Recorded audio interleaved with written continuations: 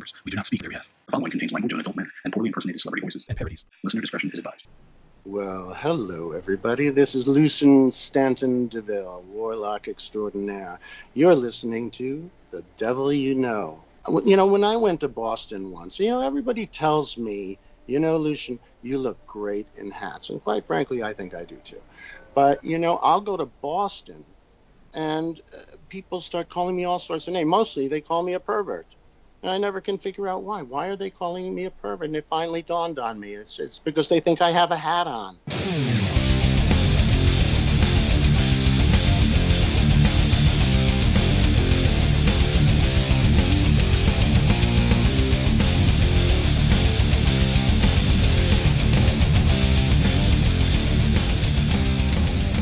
What's up, everybody? It's the same intro. Who is that?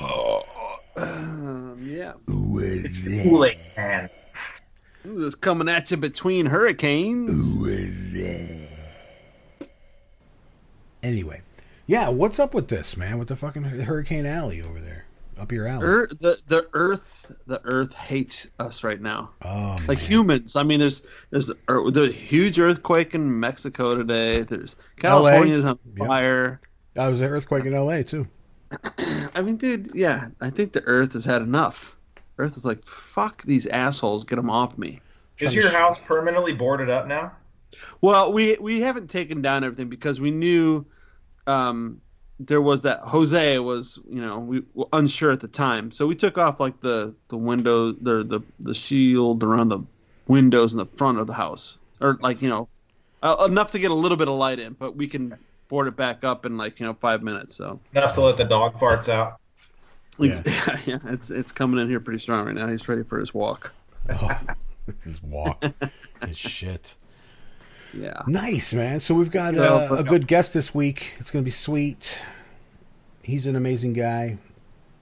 I say we just get right into it. All right, let's do this. All right.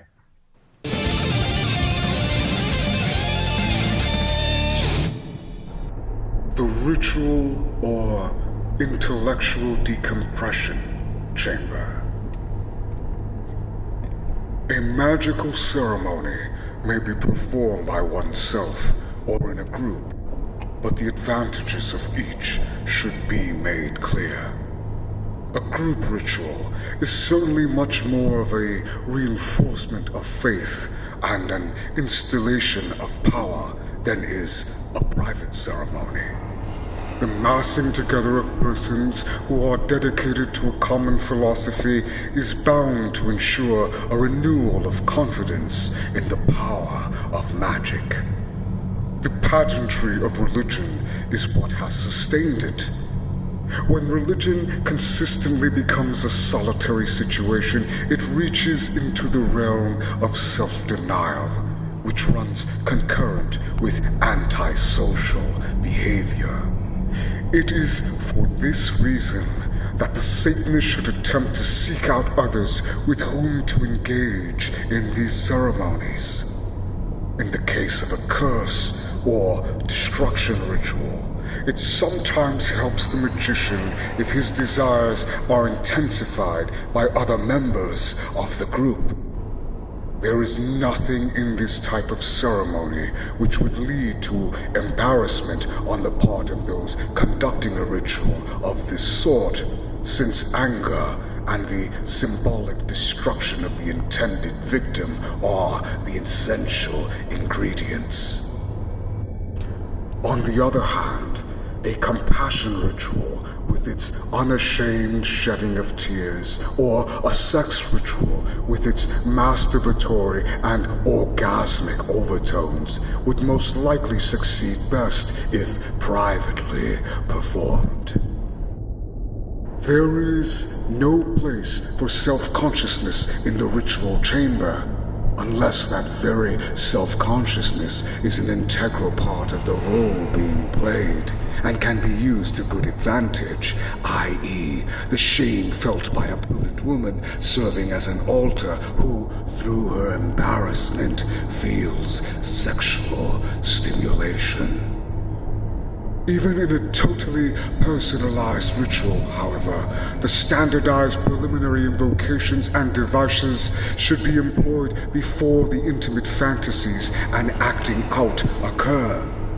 The formal part of the ritual can be performed in the same room or chamber as the personalized working, or the formal ceremony in one place, the personal in another. The beginning and end of the ritual must be conducted within the confines of the ritual chamber containing the symbolic devices, altar, chalice, etc. The formalized beginning and end of the ceremony acts as a dogmatic, anti-intellectual device, the purpose of which is to disassociate the activities and frame of reference of the outside world from that of the ritual chamber, where the whole will must be employed. This facet of the ceremony is most important to the intellectual, as he especially requires the quote-unquote decompression chamber effect of the chants, bells, candles, and other trappings before he can put his pure and willful desires to work for himself in the projection and utilization of his imagery. The quote-unquote intellectual decompression chamber of the Satanic Temple might be considered a training school for temporary ignorance, as are all religious services. The difference is that the Satanist knows he is practicing a form of contrived ignorance in order to expand his will, whereas another religionist doesn't. Or if he does know, he practices that form of self-deceit which forbids such recognition. His ego is already too shaky from his religious inculcation to allow himself to admit to such a thing as self-imposed ignorance.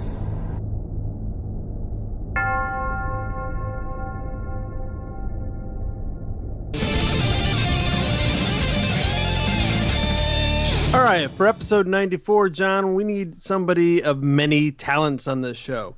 Yes, and when you say many talents, I can only think of one person. Adam, who is it? We have a master of disguise, a magician, an artist, a warlock in the Church of Satan, and a BMF besides. Hold on, Adam. Can you say that with a little more vigor? Yeah, BMF. Yeah, like get excited about it, like you're announcing it. He's coming into the Coliseum. You got to, here we are. Pump up the people, man. What do we got? Who do we got, Adam? We have Warlock Lucien Stanton DeVille. Hey, that rocks. That really got me going. I got chills. Multiplying. How's it going, man? We've been waiting 93 episodes to talk to you. It's good to be on the show. It's good to hear your voices. You were supposed to be on episode 2, but we bumped you. Yeah. Well, that's okay. I've been to bumped 94. Before. Sometimes it feels good. Yeah. Well, let's get into it before Dorian gets swept away to Oz from this fucking hurricane. Actually, 94. The hurricane will be over. We're on episode 94. Oh yeah, right, we're recording before you actually die. That's right. I'm coming to you from beyond the grave. Don't say that. That's not cool. So what is this, Hurricane Lucien? Yes. So what you been up to, man? What's going on out there in? Yeah, no, it's pretty good. I'm having a blast. I'm doing the things I want to do. I've always done the things I want to do, so I'm continuing to have the blast I've had my whole life, and this is one of the things I want to do. I want to be on the show with you guys. I was looking forward to this. I'm excited to be here. Right on. All right. And Adam tells us that you're a psychotherapist. Well, it's broken down, psycho the rapist. But I like to say it quickly. Psychotherapist. Yes, I am. I am in fact. I gathered the therapist. Psycho part, but Yeah, I'm somebody's therapist. If you that's can how believe that one. That's how I remember to spell it. Psycho the rapist. Psycho the rapist. Right. Well, I realize I can keep my patients in therapy for years. 1 week I can show up as Bette Midler. One week I can show up as Groucho Marx. Can you put feelings to those words? No. Neither can I. So No. we're doing well. Yeah. No, and I've seen. I haven't seen Bette Midler. I'd love to see that, but I've seen a lot of your characters in the roast coming up of Robert Luthold. This footage is amazing. I mean, you steal the show, man. You stole it. Wow, that's very kind of you. I just realized, though, I didn't say his name correctly once in the entire episode. Yeah, that's the shtick. Well, we'll tell people that's the shtick. I saw some of the footage. It was amazing. The ineptitude shtick. Yep. Totally. Awesome. So how did you get involved in impersonating folks? Oh, man, I was my goodness. I was born into acting, it seems. Well, my uncle Don Rowan. He was he played Captain Torch in Flash Gordon Conquers the Universe with Buster Crabbe. He was the head of Ming the Merciless's army, Robert Middleton. And so I grew up around that, and my very first job actually was in 1968 on the stage of the Palace Theater for the pre-show of Goodbye, Mr. Chips. And I was dressed as an English schoolboy, and we were singing the songs from the film, and Petula Clark came out on stage and pulls me out to dance, and they expected me to do some sort of box step.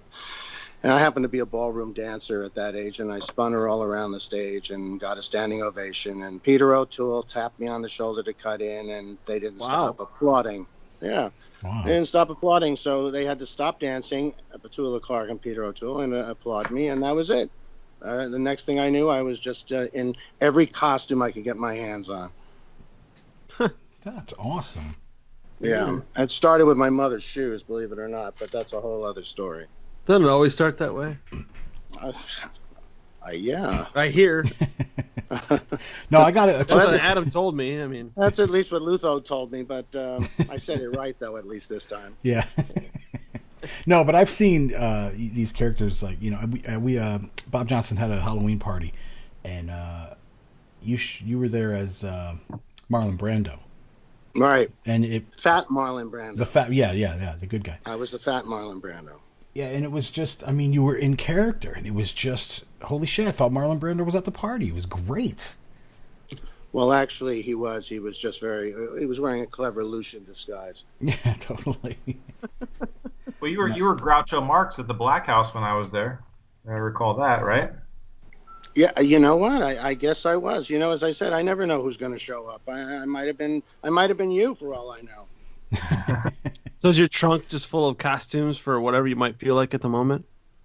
Trunk? Try like it's decorating my entire house. Yeah, this is like Eve's costume company in this place. Nice. But yeah, I can just reach anywhere and grab a top hat, a red curly wig, a leather jacket from the Rocky Horror Picture Show. A fez hat. It's all over the place. Yeah, I've seen some footage of your home, and it's like a museum of artifacts that it's just amazing. You rock, man. Yeah. Well, I learned I learned this long before I learned later on from Dr. LeVay, but surround yourself with aesthetically pleasing. I've always surrounded myself with the things I love, and people come into my home and say, like, three things. Like, first is usually like, wow, you smoked a lot of pot in the 70s. The second one is usually like, it's like a museum in here. And the third one is usually, oh my God, he's a 12-year-old boy. But these things are all, they're antiques, and they're not from Paper House. They're from antiques, and they're things from horror films or films of note. And I got them many, many years ago in the 60s and 70s before there were conventions. And when a movie was over, they took Mighty Joe Young and threw it out. We don't need this. The movie's over, So yeah. That's how I wound up with a lot of really amazing things. And you're an antique as well, right? I'm pretty close to one at this point. I just turned 58, and it turned me back. Oh, I hate when that happens. No, but I've seen that you made a Mighty Joe Young character. You actually crafted it.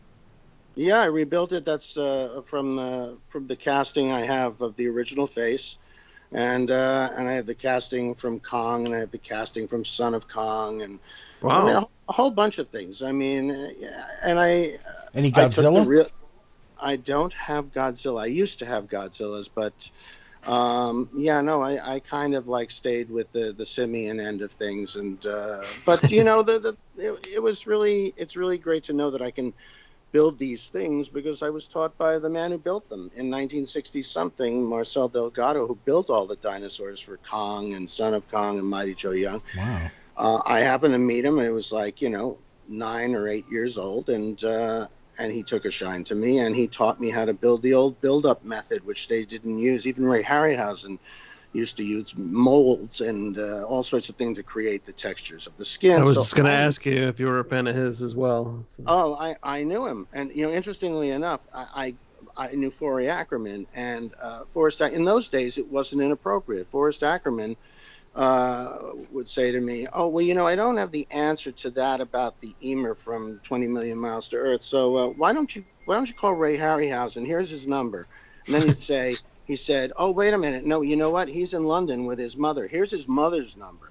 So I got to know his mother, Ray Harryhausen's mother. Wow, Like, amazing.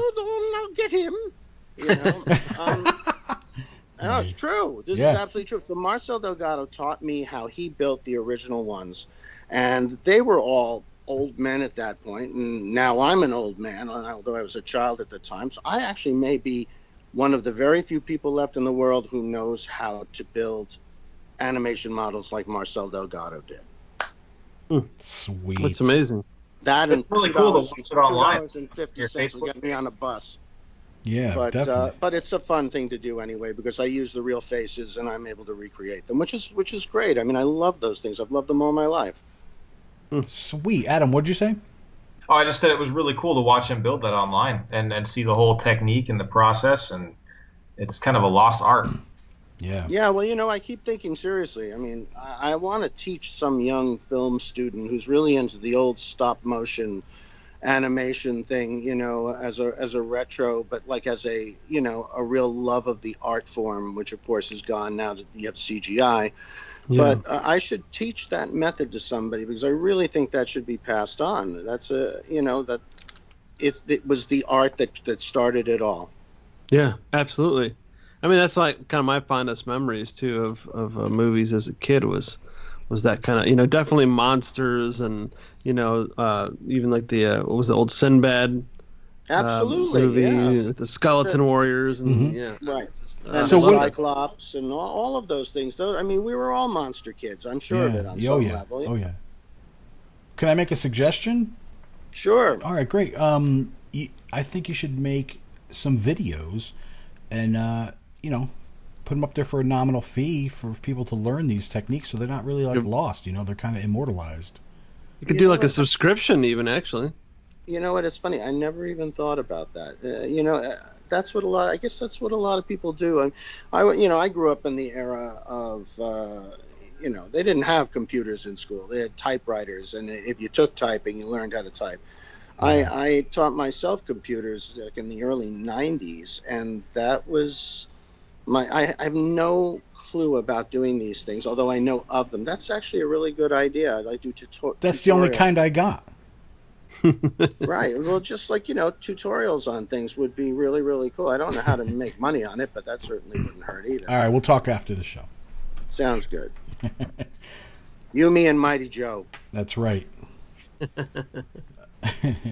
So, oh my God, I've had a brain fart. Was that you? It was me. Smells like him. My dog left the room. I wasn't sure. Oh man, I totally fucking forgot it. So how'd you get into psychotherapy? Actually. Oh well, that was I realized I needed a so-called steady career. I was never one to play by the rules. I had the most phenomenally wonderful mother in the world. As far as I'm concerned, she was the most intelligent woman Lucky. who I've ever known, who taught me that common sense was common and that to think by uncommon sense would work much better for me. And I think I've said this before, but she used to tell me, if you don't ask, you don't get. And what's the worst thing that can happen? They say no, and then you find someone to say yes. Or she'd say, if they tell you to stand in line, stand just outside the line. If they tell you to wear red, wear blue, and say, oh, I didn't realize they were supposed to, but at least you get noticed. And she taught me all these amazing things. And she was a psychology major, so she taught me how to read people.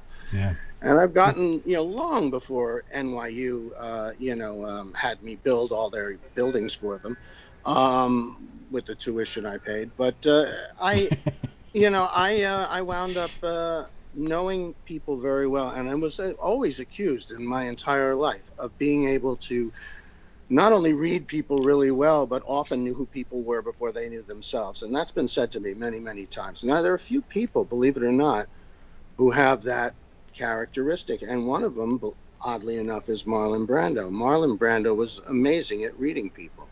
Yeah. And it's just a natural thing. So I think the psychotherapy thing just came naturally to me, because I needed a steady career, but in keeping with uncommon sense, I never had one career. They tell you got to have, one career, don't bounce around. I had 100 steady careers and still do. I think that's what makes life interesting. And I live life doesn't live me, and I do everything I want to do. And I think that's really, really important.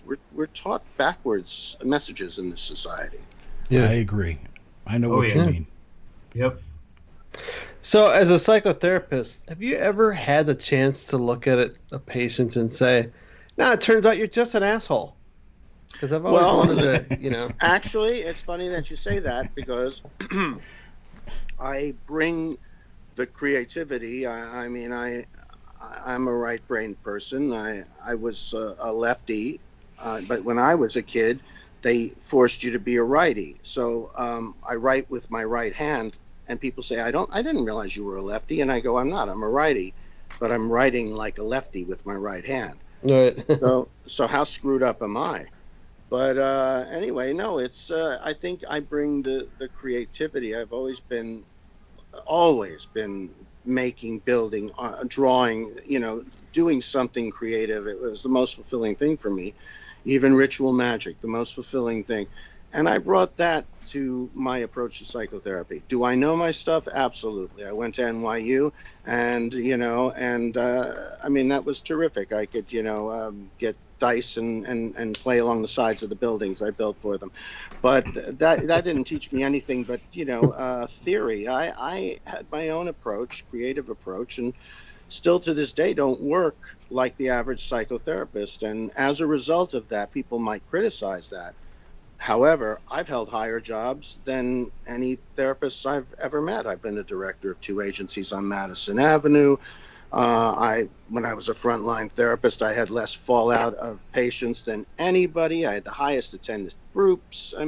So I did very well for myself because I didn't do it by rote. Mm-hmm. Nice. I knew my stuff, but I truly did, as they teach you to do, meet people where they are.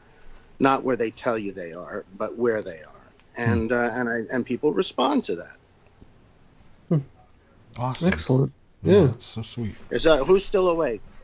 Oh no, we're just listening. Oh, It's very okay, interesting. No, it's really interesting. Very interesting. Okay, You've no, had I'm glad, because I thought we lost Dorian there for a second. No, I'm totally listening. He's good.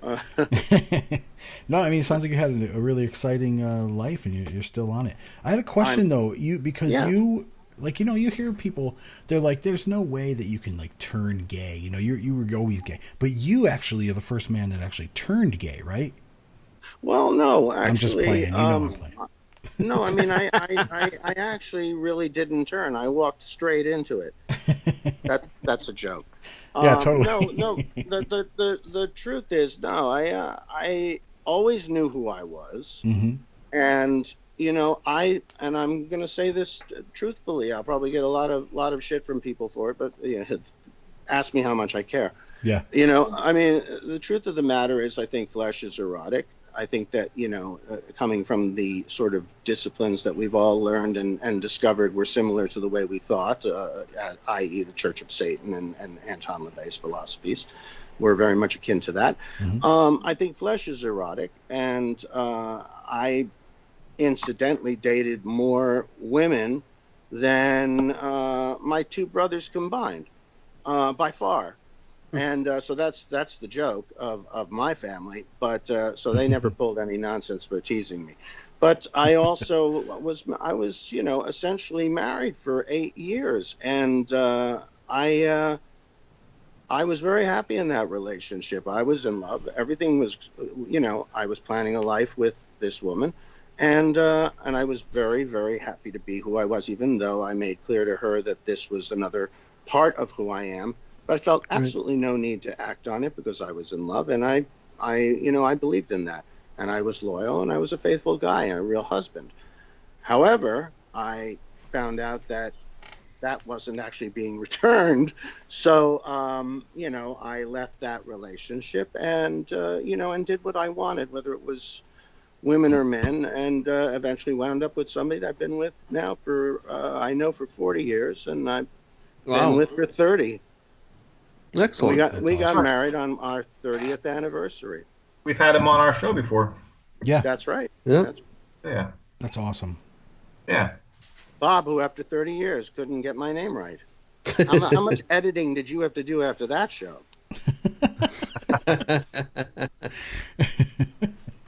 Oh, shit. It's funny. So let's talk about the S word. Yeah. Oh, absolutely. Lucien, you're an ordained minister, correct? Yeah, I actually I studied with pre-discovering the Church of Satan and how in keeping with my thought processes that was, as many of us do. I was involved heavily with Herman Slater, who had the Magical Child here in New York. He was a big person in the occult movement back in the 70s, and very well known. He kind of really took me under his wing and mentored me. And I mentioned this on another show, and I know this got some people's noses out of joint, but the truth of the matter is, he had the actual manuscript of the Necronomicon, and Peter Levenda, who went by the name of Simon, brought it there, and it was a stolen manuscript. I saw it. It was housed in the Magical Child for a couple of weeks, and then it was returned to the guy who stole it after Levenda copied it and had anthropology and language students translate it, and became the book that it is. And everybody thinks it's this big H.P. Lovecraft creation. Well, I saw it. I know it. I mean, it was there. I saw the copy of it.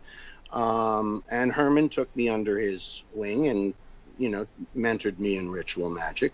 So I had really a practice. I went through an ordainment process. I didn't just go, gee, I think I want to be a satanic minister. So let me, okay, here's PayPal, enter or ordained, No, I went through a process, and it was legal and binding. And I am listed on the books of New York with reciprocity through much of the United States as a minister of Satan, with the meaning of Satan being exactly what we know it to be, a shaitan, a minister of the opposition. And then, of course, I discovered LeVay, and that was, the rest of it is history. But I was very much into my whole life into ritual magic, and was a practicer of it, a soul practitioner, and participated in many, many things over the years in the community at large here in New York. Wow. So how old? That answered your question, but it might have. I'll have to check back. But how old were you when you happened upon LeVay, when you discovered Satanism? Oh my God, probably about 16, I think. I think I was around 16, because it was right. I knew Herman into, till he died, which was, in the 90s. And the store held on for a little while longer, and it was tried to, Lady Ray and a bunch of the other people tried to keep it alive, but it, without Herman's presence, it died. And that's a shame, because it was the real ritual magic store that ever existed. Anything else is just fluff and pomp and circumstance. It's not that was the real store. That was where the real witches went. That was where the real warlocks went, who actually were practitioners and gleaned results from their magical practices. Wow. So when you adopted the title of Satanist, did you tell anybody about it? Did they act horrified or treat you any differently? Well, absolutely not. I told no one and everyone about it. I mean, people knew me to be like, I wasn't raised like my brothers and sisters. My parents said, he's a creative child. He does things differently, and they supported me. And in doing everything and anything I wanted to do, I was never bad and wrong. I didn't become like a wild kid either. But I was supported in everything I ever did. And whether it was being a black magician, which I explained on another show once, but I think it's very important because people have a poor view of that expression. My philosophy in my own chartered church has been, the foundation has been, I look inward to look outward, as opposed to looking outward to find what's within, as many people do. You can find light in the darkness. You cannot find darkness in the light. And without that, you can't have an entire self. So that was why I call myself a black magician. And my parents knew that. And, being a Satanist, that was just part and parcel. Well, there goes Lucien. He's on another, tear, and let's see what he's up to. Let's support him, And I was very, very fortunate to have the parents I had. A father who adored me, who was affectionate, and very much like Herman Munster in that sort of goofy, like loving, childlike way. And my mother was absolutely, she looked like Yvonne DiCarlo, but she also was very much she taught the baby of the family, which I was, everything. She wanted me to be no one's fool, and as a result, I'm no one's fool. And I'm very happy about that. She was a very wise woman, and I wouldn't be anything without her. Awesome. So you mentioned that you have your own church. You still do, and I still do. Yes. What is the name of it? Like what? It's based on in English it would be called the Church of the Spitting Devil. I named it the Spijten Duivel Ministry, which of course means spitting devil, and it's Dutch for spitting devil, and the Dutch discovered New York, Manhattan, and so I figured it was a very appropriate name. And there's a section in New York called Spijten Duivel. It's a place where there's some really nice houses. And there's a place there where many times they've tried to reconfigure the bulkhead area by the Hudson River, and it still splashes up on land. It won't be contained.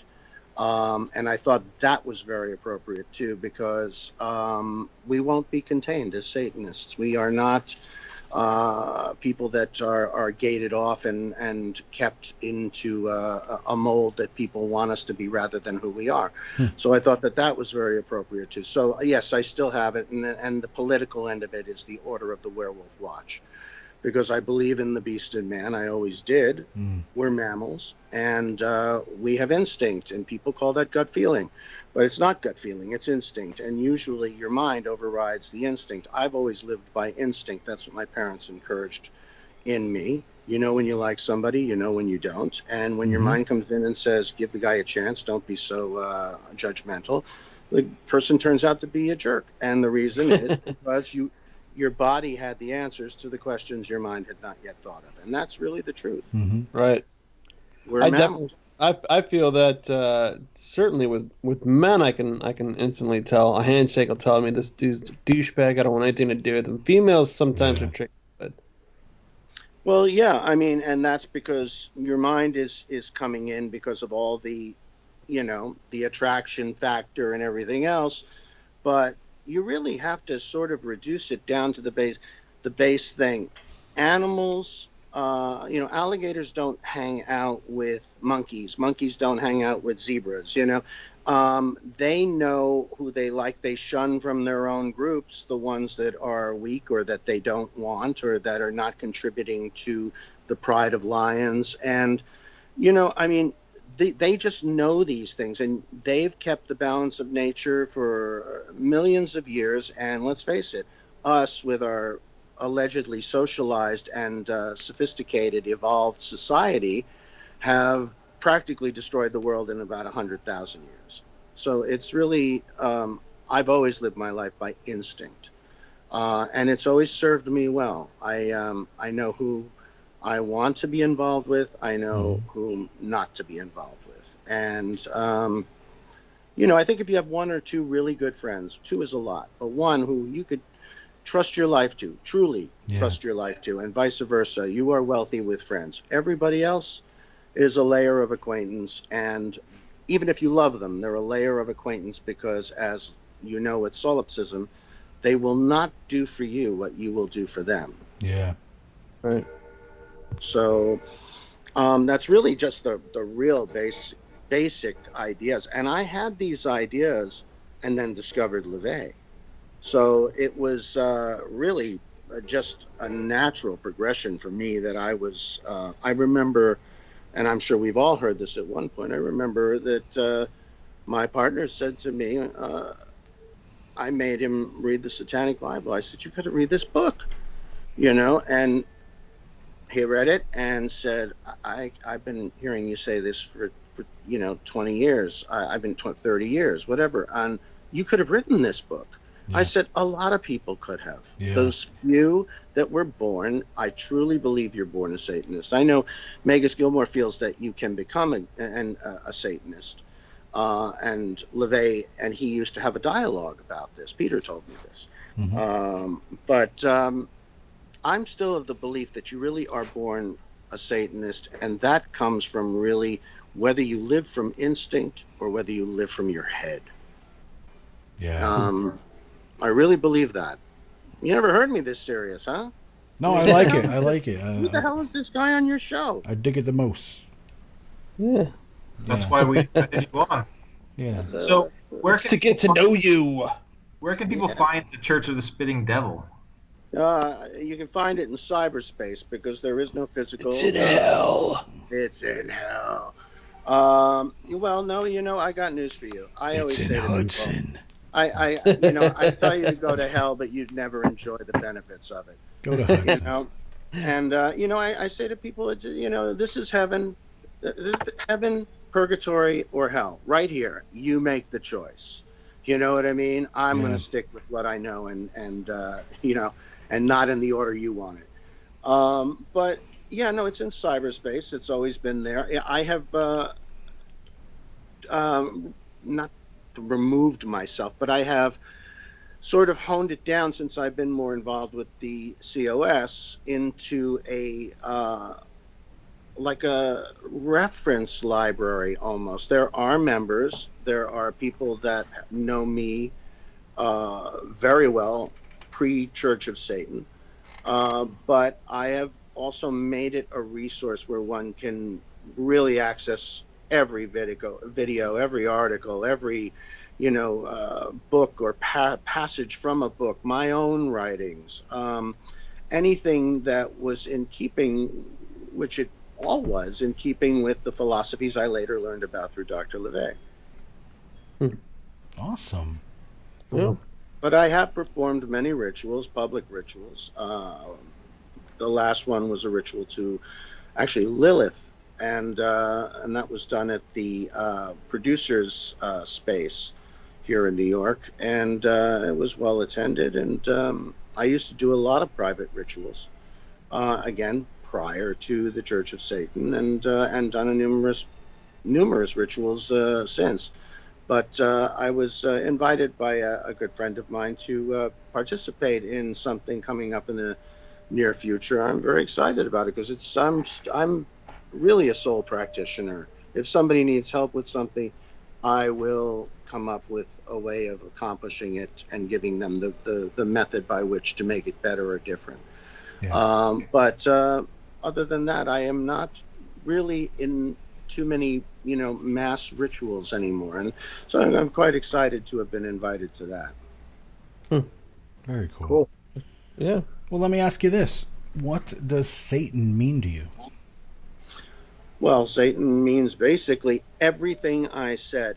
It's my life. It's people will have to like me for exactly, not partially, not teaching tolerance, or they have to like me for exactly who I am, not for who they want me to be. And if they don't, then I swing the axe. Otherwise, I'm the most loyal person in the world for 40 years, 50 years. Satan is doing everything I want to do, and I do. It's surrounding myself with everything I want around me, whether it be toys or famous artifacts from films. My house looks like Vincent Price lives here, and I wouldn't have it any other way. Every house I ever lived in looked like that, and even my home.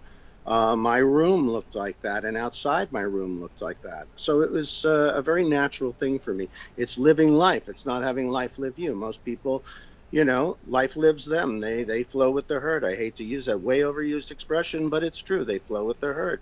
I step over the bodies. I really do. I heard someone who I was friendly with for a while say in an old interview, I'm not friendly with him anymore because, quite frankly, I used my mind and thought, oh, what a nice guy, really cool, instead of my instinct, and I would have realized he was a complete jerk-off.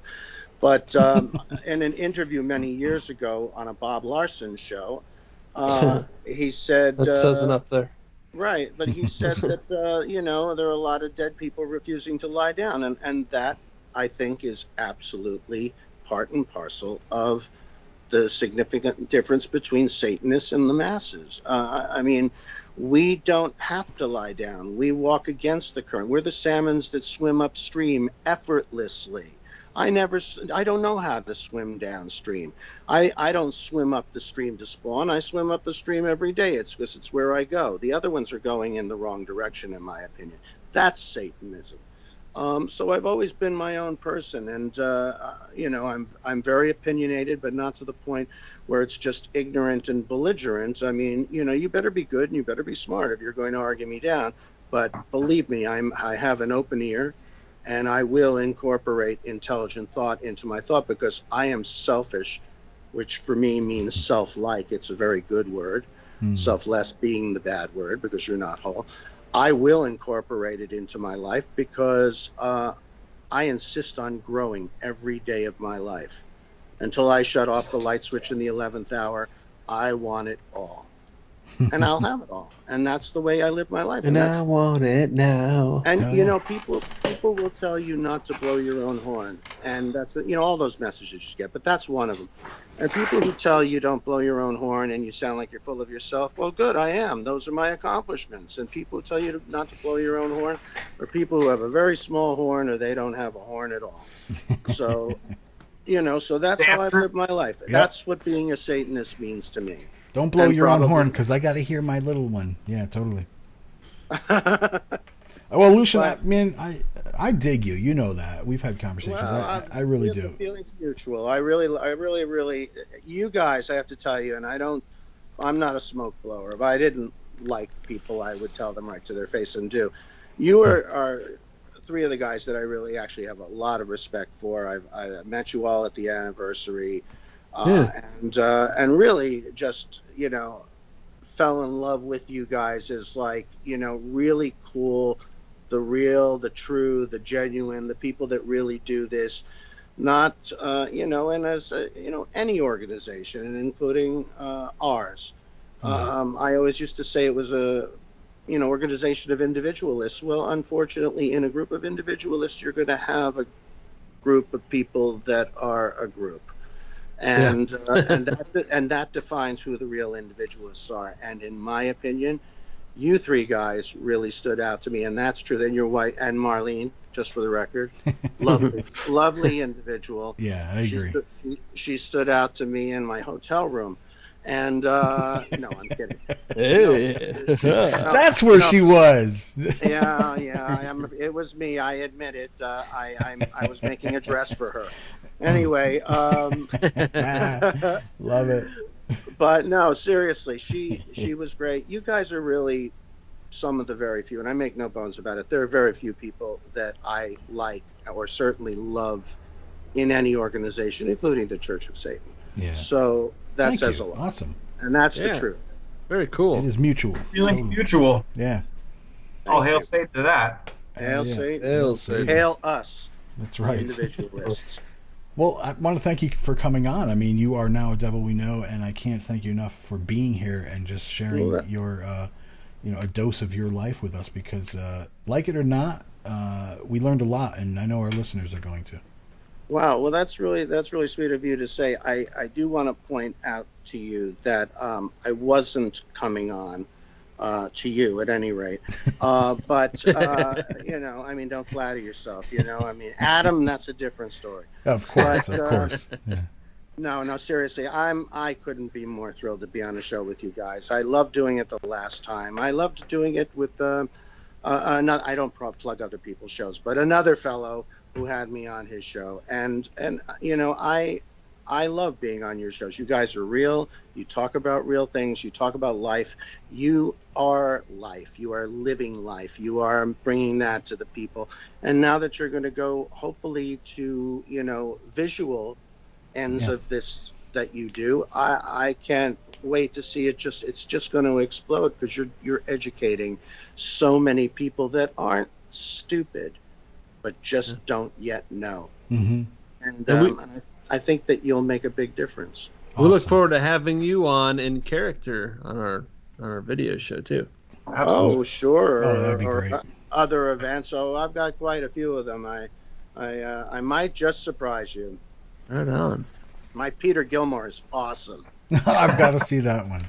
I do it standing on my knees. Oh, he's listening, I know he's listening. I've always told him, boy, when Petey, whenever I want to look tall in a photograph, I stand behind you. Oh man, I don't want you But to go. he knows I love him, so that's the way it Absolutely, goes.